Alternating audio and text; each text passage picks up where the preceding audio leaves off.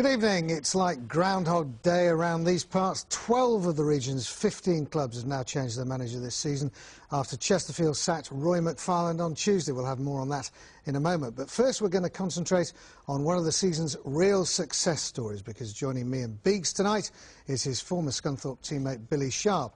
Now, if you don't know much about him, just take a look at this. Yoo-hoo!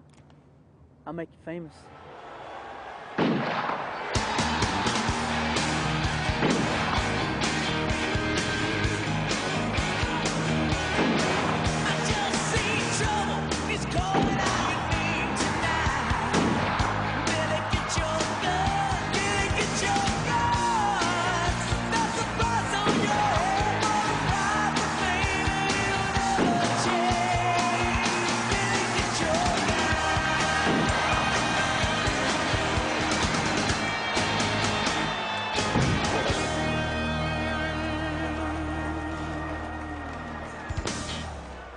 Yeah, welcome, Billy.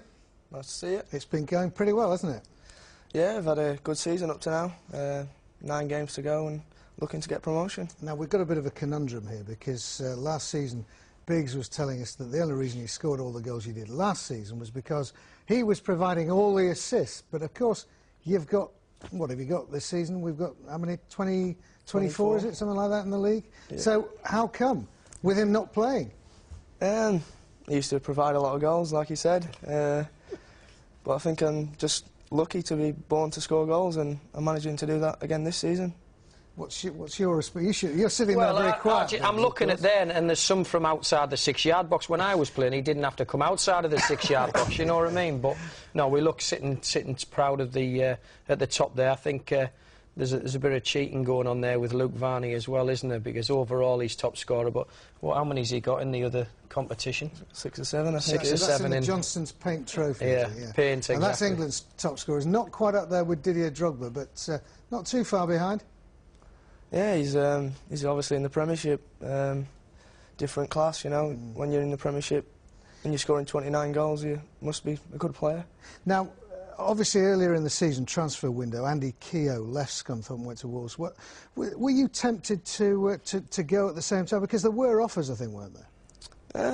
I believe so. There was rumours that clubs were interested in me, and it was disappointing to see Andy go, but he had 6 months left on his contract, and he's a good player and probably deserved his move to Wolverhampton Wanderers. Now, some people also thought that when Brian Laws left, that Scunthorpe might struggle, but that hasn't been the case.